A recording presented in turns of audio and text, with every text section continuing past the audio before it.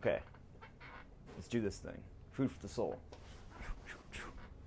I got a lot of cool feedback, a lot of great feedback from everyone with the last newsletter.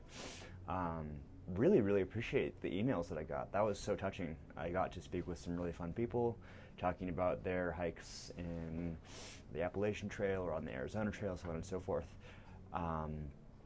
And just got to connect with you guys, and that's honestly like one of the more beautiful parts about running this business, is this connection that we develop with community. It's really fun. It's really, really fun. We have this wall outside of our office that's just like lined with letters and emails that we've printed and gifts that we've received from you guys and from people that we work with over the years. And yeah, I kid you not when I say that there have been probably many times over the years that Julie and I have been brought to tears, just either from happiness or whatever. Actually, it's always from happiness. Really fun, but the way that this is going is, so far it seems like you guys like what I'm doing, so I'm going to work really hard on keeping these short, kind of upping the production value. I've got a lapel microphone on now, so you guys hopefully can hear me better, and we'll just play this by ear. We'll see how this goes. So without further ado, I think I've got two things for you guys today. Number one, we're going to call this segment the cutting room floor. Last night we did a taste test of our new meal, with the one with the mezcal. We brought in this really cool bikepacking family, the Noths, love those guys, and our dear friend Glenn Van Pesky. Some of y'all might know who that is. He's the founder of Gossamer Gear. So we brought them into the kitchen. We all sat around round robin and talked about this new meal and how that's all going.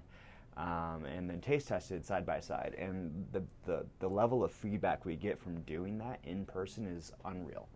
It's so valuable because we can dissect these little insy beatsy parts of a new meal that we're developing, and we can find these incremental improvements to what we're doing, and that's really serious stuff for us. We get a meal, we get a meal to this stoke level, like 8 out of 10 is kind of like the metric that we're going for. Just to be like, all right, we're probably about ready to put this on the market.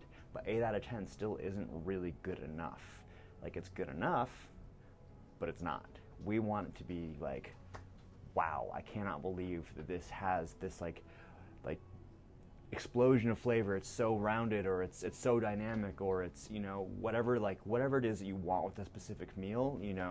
We're really trying to hone in on that, and that can be like tweaking the spices or the vinegar, or like testing out 5 different like varieties of a sauce, just to get it that little bit better. And maybe it's 8.25 or 8.5 that we're like going for, but we're dedicated to that process. We're dedicated to the craft of really making meals as good as we can possibly think to. With the biscuits and gravy, we actually got really lucky. We got a chef from a local high-end restaurant. Well, he was no longer a chef there. He was previously, to come in on one of these like in-house taste tests, and he developed or helped us develop that mushroom sauce. This restaurant's very famous for a mushroom toast that they make. And oh my gosh, you cannot believe how tasty it is. As a child, Julie and I would like go there for our birthdays, and every time I got the mushroom toast, every time. It was amazing. Anyways, I digress. So this cutting room floor, when we're developing this new meal, one of the first times we tasted it, Julie presented it to the team. It was me and like 3 kitchen employees that day, and 2 of us, me and Nardina, really love hot stuff. So we typically take the first few bites and then add a little bit of hot sauce to whatever we're eating. And we added this it was like melon habanero, maybe cantaloupe habanero hot sauce to this meal that must not be named. It's so hard not to tell you. And that the sweetness and the spice that interacted with this meal was so unbelievably good, and I was so excited. And I said, we gotta add melon. We gotta find like that tweak, that thing that's gonna make this meal so exciting.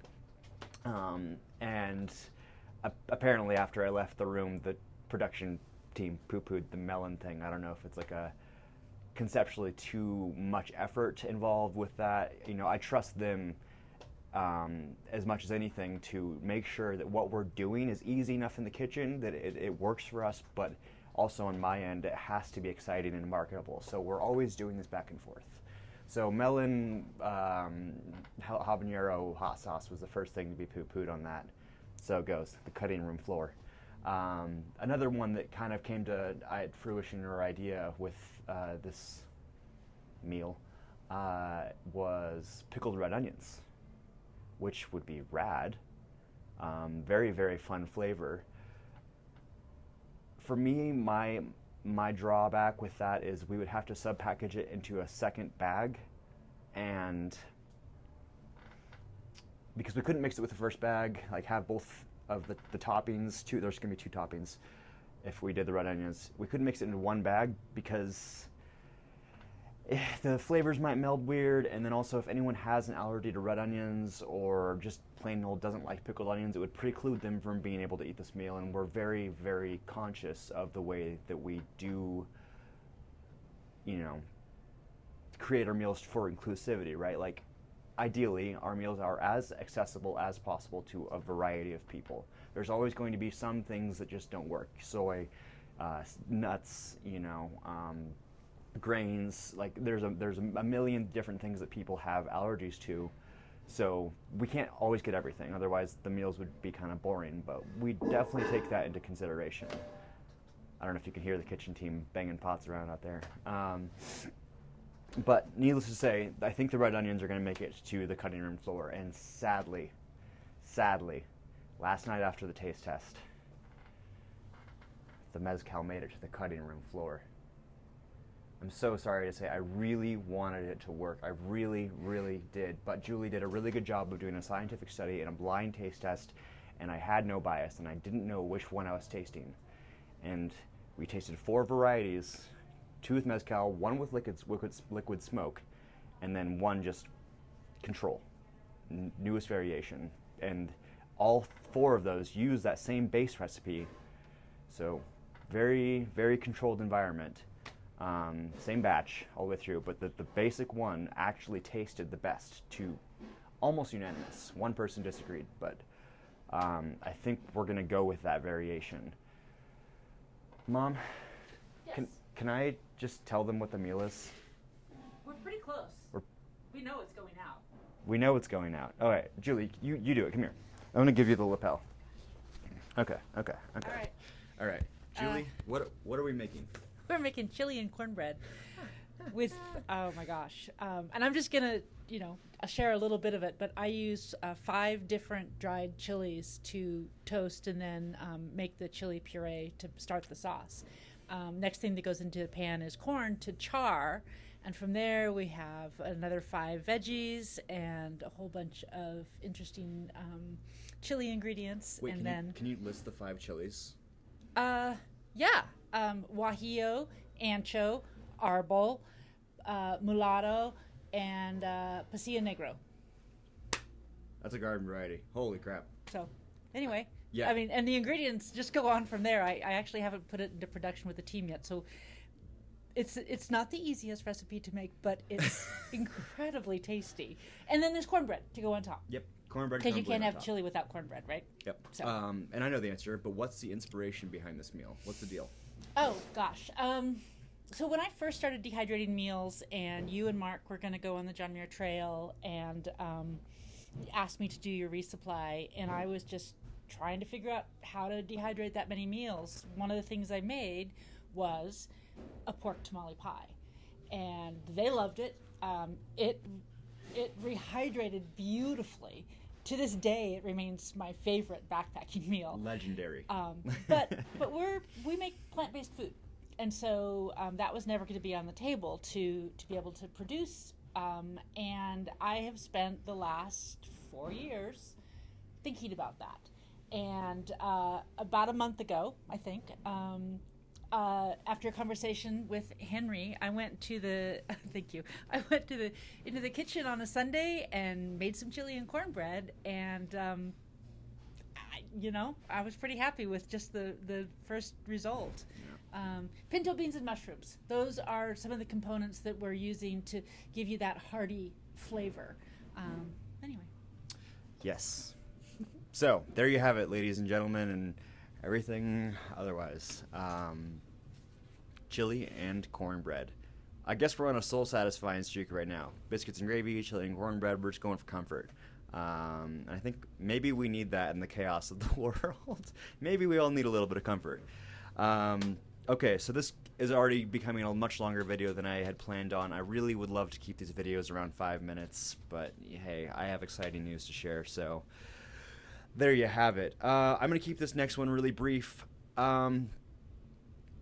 We have a meal that's kind of been sitting in the Food for the Soul graveyard, so to speak, something that was really, really, really popular and very beloved by many people when we first started the company, and then we hit this production snag with it.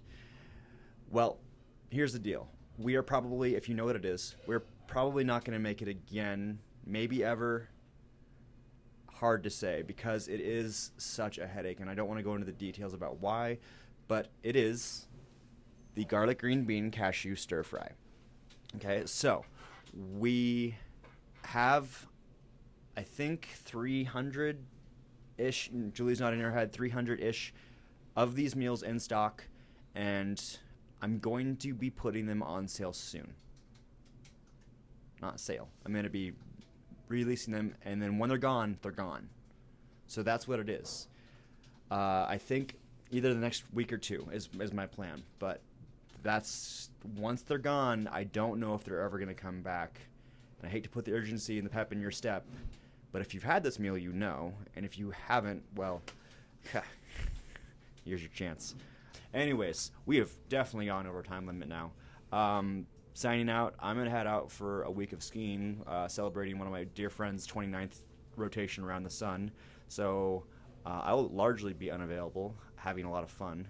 And then hopefully next week, if I can pull this together, I am actually going to interview Jeff Babb, the founder of Adventure, the company that I mentioned the previous week. So I want to hype that up a bit more and give you guys some insight into like what this really cool project is.